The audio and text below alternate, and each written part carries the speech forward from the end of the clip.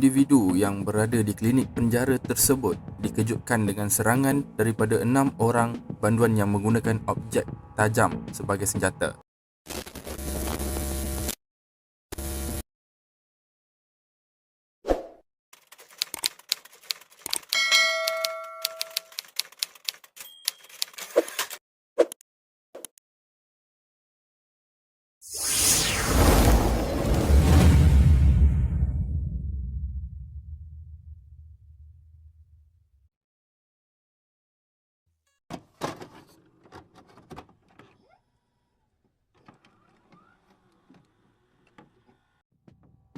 Beberapa orang banduan telah menawan sebuah klinik di Jalan Penjara Pudu dalam pemberontakan mereka untuk menekan pihak berkuasa supaya mengurangkan pertuduhan terhadap mereka di muka pengadilan. Apa yang lebih teruk tentang pemberontakan banduan ini ialah mereka berjaya menjadikan 2 orang petugas kesihatan sebagai tebusan mereka. Segalanya bermula pada pagi Jumaat 17 Oktober 1986 ketika para banduan sedang berada di klinik penjara Pudu bagi menjalani rutin pemeriksaan kesihatan mereka. Pemeriksaan kesihatan pada ketika itu yang diketuai oleh seorang doktor pakar kulit, Dr. Rafzi Jaafar, yang juga turut dibantu oleh pembantunya seperti kebiasaannya. Kesemua individu yang berada di klinik penjara tersebut dikejutkan dengan serangan daripada 6 orang banduan yang menggunakan objek tajam sebagai senjata. Serangan mengejut ini diketuai oleh Chua Chep Seng atau lebih dikenali sebagai Jimmy Chua bersama-sama dengan 5 orang kuncunya, iaitu Lam Hock Sung, Ng Lai Huat, Sin Ah Lau, Yap Chi Kiong dan juga Fang Bun Ho. Sebaik sahaja mereka berjaya menawan klinik tersebut, mereka telah mengarahkan kesemua individu yang berada dalam klinik penjara tersebut supaya keluar meninggalkan bangunan tersebut kecuali untuk Dr. Rafzi Jaafar dan pembantunya Abdul Aziz Abdul Majid yang dijadikan sebagai tebusan. Mujur sekali warden terakhir yang meninggalkan bangunan tersebut telah melakukan satu tindakan yang amat bijak dengan mengunci pintu klinik tersebut sebagai langkah untuk tidak membenarkan pemberontak-pemberontak yang diketuai oleh Jimmy Chua itu lari dari meninggalkan bangunan klinik penjara Pudu tersebut. Kemudian, dengan tangkasnya beliau berjaya mengumpulkan beberapa orang pegawai penjara untuk mengepung bangunan tersebut.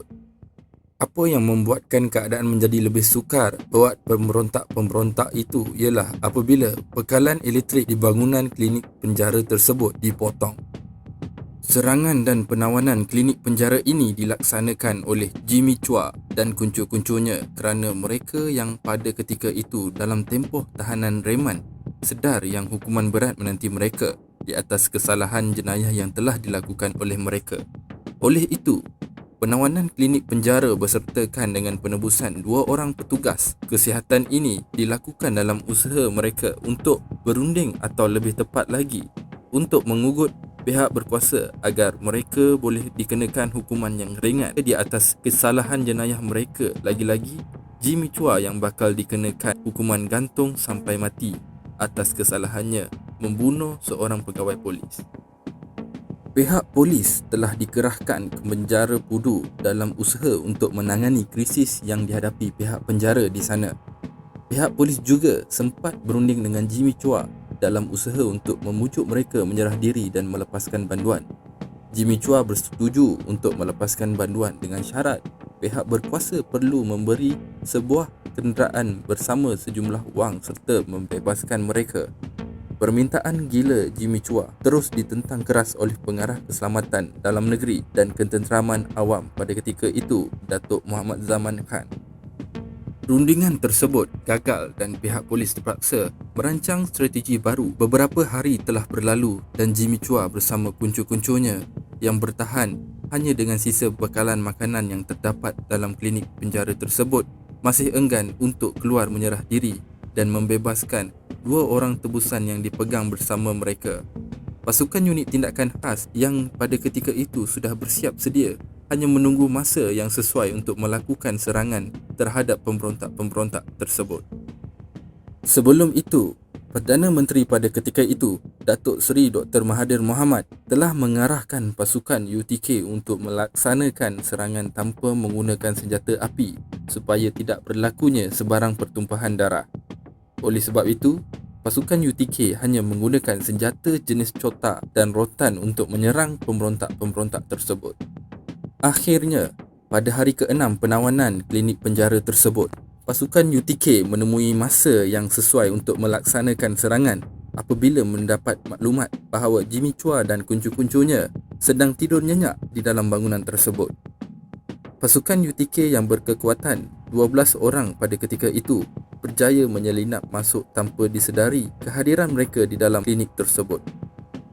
Jimmy Chua dan kuncu-kuncunya akhirnya berjaya ditahan oleh pasukan UTK yang sememangnya pakar dalam situasi sebegini tanpa berlakunya pertumpahan darah langsung dalam penahanan ke-6 individu terbabit.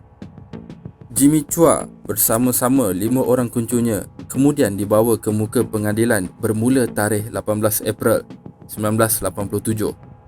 Mereka dituduh di Mahkamah Tinggi di bawah Seksyen 3-1 Akta Culik 1961 yang juga boleh membawa kepada hukuman gantung sampai mati jika disabitkan kesalahan.